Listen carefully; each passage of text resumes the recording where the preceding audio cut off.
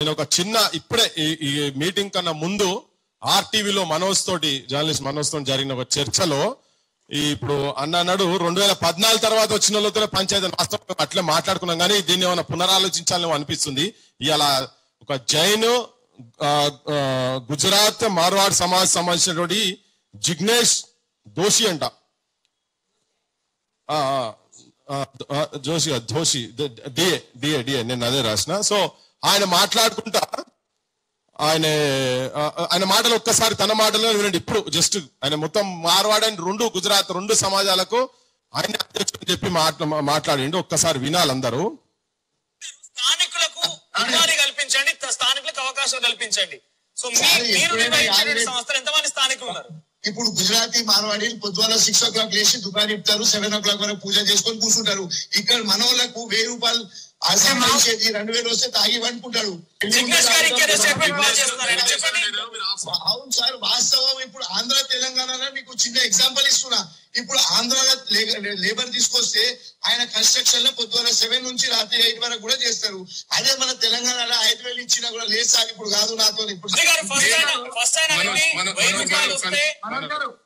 రూపాయలు వస్తే ఖర్చు పెడతారు, తాగడానికి ఉపయోగిస్తారు ఒక స్టేట్మెంట్. తర్వాత రెండవది ఎక్కువ కష్టపడరు, తర్వాత చూద్దాంలే అనుకుంటే వదిలేస్తారు. మేం కష్టపడి తీరే కష్టపడరు అని రెండో సెగ్మెంట్ పాస్ చేస్తారు. ఆయన మీ దుకాణంలో హైదరాబాద్ లో తలగబడుతుండే కానీ మేము ఆ పని చేస్తలేము.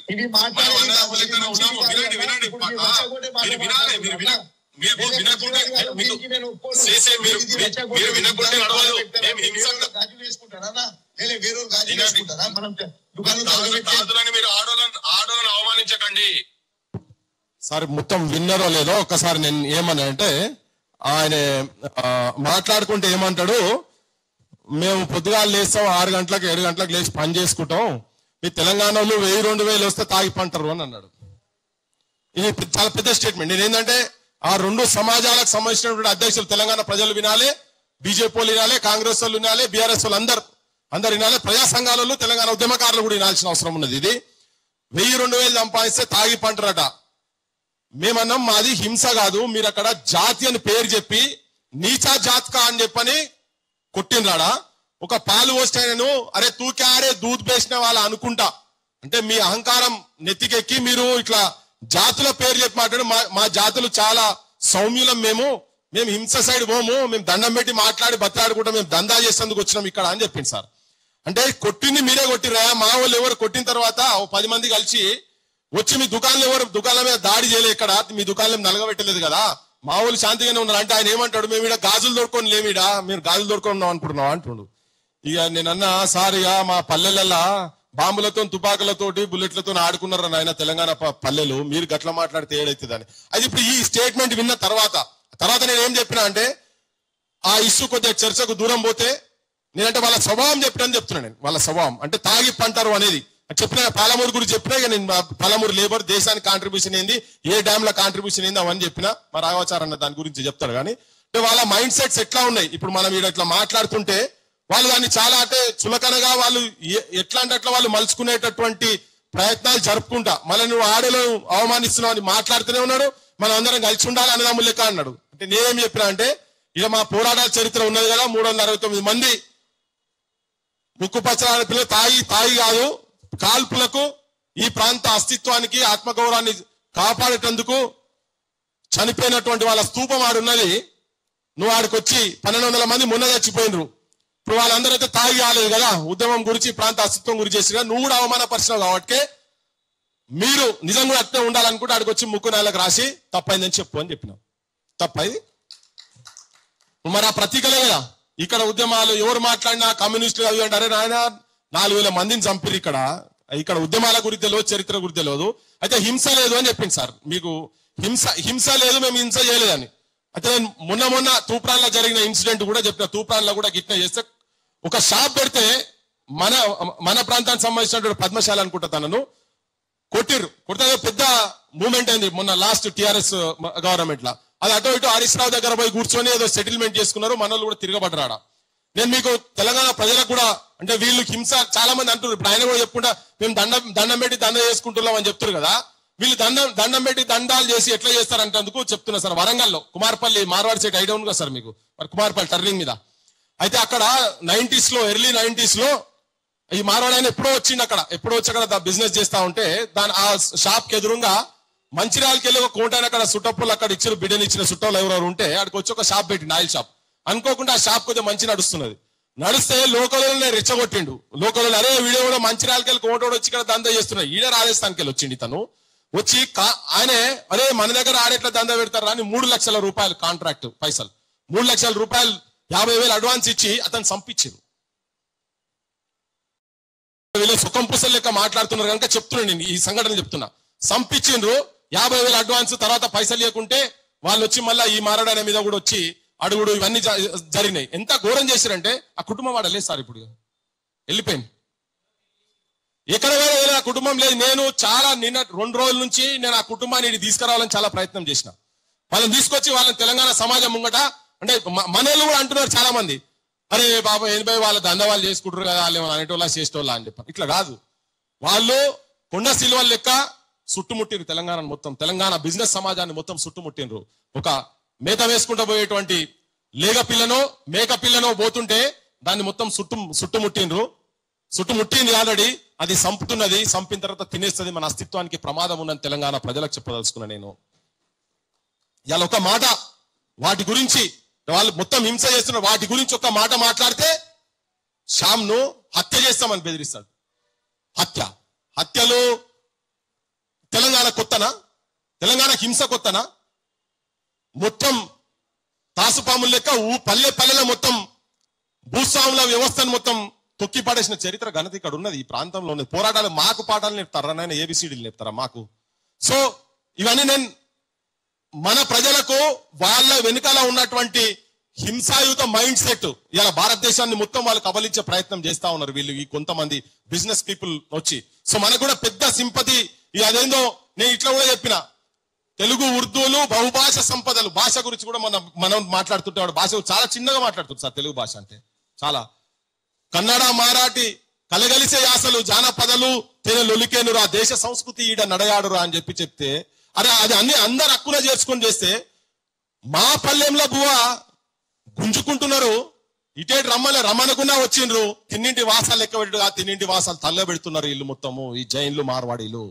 ఇలా నేను ఇప్పుడు నిన్నటిదాకా కొంతమంది అన్నారు ఇక్కడ మాట్లాడుకోవడం, కొంతమంది ఇప్పుడు అనదలుచుకోలేదు. ఎందుకంటే సంఘం అధ్యక్షునిగా అని ఇట్లా గుర్తుకుంటా చెప్పిండు, నేనెందుకు చెప్తా ఇవన్నీ ఏం చెప్పని. అరే తెలంగాణ సమాజం మొత్తం ఇప్పుడు వినాలేదు, వాళ్ళు ఎట్లా మాట్లాడుతున్నారు, వాళ్ళ ప్రవర్తన ఏంది, వాళ్ళ పద్ధతి ఏంది, మనమేం మాట్లాడుతున్నాం. నిజంగా కూడా మరి నిజంగా ఇప్పుడు శ్యామ్ మీద అట్లా అంటే ఎవరి మీద దాడి జరగాలి కదా, ఒకరు కూడా మనం దాడి చేయలేదు సార్, దాడి చేస్తలేం. మనం ఏం చెప్తున్నాం, మన ప్రాంతంలోకి వచ్చి మన మీద డామినేషన్ చేస్తుంటే మన మేధావులను కుసబెట్టుకొని మన జనాలకు ఏం చెప్పాలి, ఏం మెసేజ్ ఇవ్వాలి, శాంతియుతంగా మనం ఎట్లా తీసుకోవాలి ఏందని చెప్పి మన ప్రయత్నం జరుగుతున్నది. దీంట్లో సందుల సాడమియా లెక్క ఈ బండి సంజయ్ మా సీనాన్ని అంటున్నాడు, దాన్ని పట్టించుకోవాల్సిన అవసరం లేదు. కానీ తెలవాలి, తెలంగాణ యూత్ కు చాలా మంది హిందూ అనగానే ఉడుతా ఉన్నారు. మరి నేనేంది తెలుసుకోవాలి కదా, నేనేంది తెలంగాణ అంటే ఉట్టి హిందూ కాదు, భారతదేశం హిందువులు కాదు, కులాలు ఉన్నాయి భారతదేశంలో. నా కులాన్ని నా జాతిని బట్టి తిట్టినప్పుడు నాకు ఆత్మాభిమానం ఉంటుందా ఉండదా? 1000 కులాలు కలిపితే కదా ఒకటి వచ్చింది. నువ్వు హిందూ అని రాత్రి అంటే నువ్వు ఎవరిని చేసుకున్నావా బండి సంజయ్? నువ్వెవరు? మీ భార్య ఏంటిది? మీ పిల్లలకు ఎవరికి ఇస్తావు రేపు పొద్దుగాల? మీ పేరెంట్స్ ఏంటిది? నేను వ్యక్తిగతంగా మాట్లాడదు కావచ్చు, కానీ నువ్వు హిందూ అంటున్నావు కదా, ఎవరిని పెళ్లి చేసుకున్నావు? నీ భార్య ఉన్న దళితులా, మాలమాదిగలను చేసుకున్నావా, గోండిలా, కోయల్లా, గొల్లోలా, గౌన్లోలా? కాదు కదా. ఇది ఉంది, ఎవరి అస్తిత్వం వాళ్ళకు ఉంటది, ఎవరి ఆలోచన వాళ్ళకు ఉంటది. అందుకే అస్తిత్వం గురించి కావచ్చు వాటి గురించి లోపలి పోకుండా మీరు ఓన్లీ హిందూ అంటే నువ్వు పెట్టి ఉన్నావు, అది కింద నీచా జాత్ ఉంచా జాత్ అనే డిఫరెన్సియేషన్ నీ తలకాయలో ఉన్న తర్వాత అది మార్చుకోకుండా ఉండి నువ్వు హిందూ అంటే అది నీ ఎంబడి ఎవడు ఉన్నాడు. నిజం కూడా ఇప్పుడు ఆ 3 కులాలకు సంబంధించినటువంటి వాళ్ళు కావచ్చు, వాళ్ళని అభిమానించేటోళ్ళు కావచ్చు, నేను కూడా విజ్ఞప్తి చేస్తున్నా, ఈ కులాలలో ఎవరు కూడా రేపు పొద్దుగాల బండి సంజయ్కి ఓటేయొద్దు. తర్వాత ఇది గుండాగర్ది కాదు, ఓటేయద్దు. బరాబర్ మనం ఇక్కడ నుంచి స్టార్ట్ చేయాలి, చేస్తేనే వీళ్ళు దారికి వస్తారు.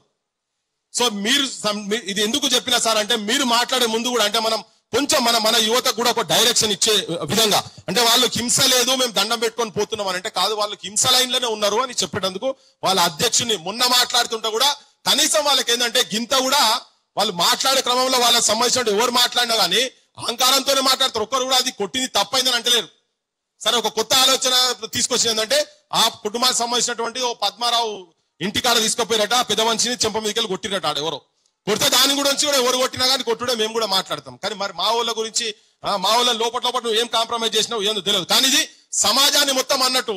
ఇప్పుడు నేను గోలాను భయ్, పాలు పోస్తుంటే తూ గరుగురుకు జాకే దూద్ పేస్తా అంటే నా వృత్తిని అవమానించినావు. నేను కూడా నాకు కూడా ఉన్నది లోపల కాలుతున్నది.